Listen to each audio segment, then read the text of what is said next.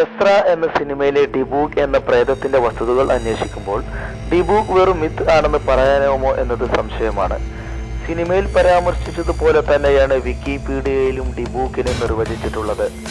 ജൂത മിത്തോളജിയിൽ ശാന്തി കിട്ടാതെ അലയുന്ന ജൂതന്റെ ആത്മാവിനെയാണ് ഡിബൂക്ക് എന്ന് പറയുന്നത്.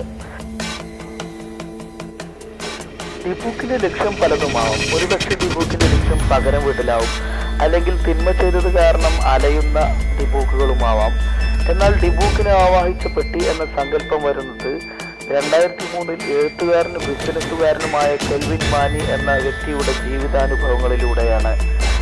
അദ്ദേഹത്തിന്റെ ജീവിതാനുഭവങ്ങൾ പങ്കുവെക്കുന്നത് ഇപ്രകാരമാണ്. 2003 ഒരു എസ്റ്റേറ്റ് വിൽപ്പനയുമായി ബന്ധപ്പെട്ടാണ് ഡിബൂക്കിനെ ആവാഹിച്ച ഒരു പെട്ടി അദ്ദേഹത്തിന് ലഭിക്കുന്നത്. പോളണ്ടിലെ നാസി തടവറയിൽ നിന്നും രക്ഷപ്പെട്ട ഒരു ജൂത സ്ത്രീയുടേതായിരുന്നു ആ പെട്ടി. ഹവേല എന്നായിരുന്നു ആ സ്ത്രീയുടെ പേര്. 103-ാം വയസ്സിലാണ് അവർ മരണപ്പെട്ടത്.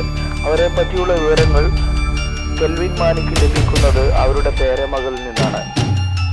നാസി ക്യാമ്പിൽ നിന്നും രക്ഷപ്പെട്ട ഹവേല എന്ന ആ ജൂത സ്ത്രീ നേരെ പോയത് സ്പെയിനിലേക്കായിരുന്നു.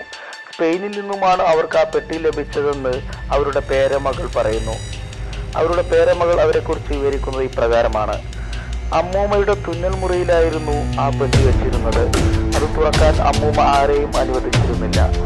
അതിൽ ഒരു ഡിബൂക്കിനെ ആവാഹിച്ചിട്ടുണ്ടെന്നായിരുന്നു അമ്മൂമ്മയുടെ മറുപടി. മരണശേഷം ആ പെട്ടി തന്റെ കുഴിമാടത്തിൽ അടക്കം ചെയ്യണമെന്ന് അമ്മൂമ്മ പറഞ്ഞിരുന്നു. എന്നാൽ ജൂത മതപ്രകാരം അത് അനുവദിച്ചിരുന്നില്ല. അതുകൊണ്ട് തന്നെ ആ പെട്ടി വീട്ടിൽ സൂക്ഷിക്കുവാനുണ്ടായത്.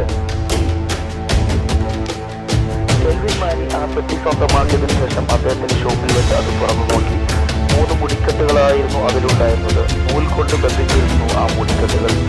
ആ പെട്ടി തുറന്നതിനു ശേഷമുള്ള അനുഭവങ്ങൾ അദ്ദേഹം വിവരിക്കുന്നുണ്ട്. ഷോപ്പിലെ ഒരു സ്ത്രീക്ക് ഭ്രാന്ത് പിടിച്ചതായിരുന്നു ഒന്നാമത്തെ അനുഭവം.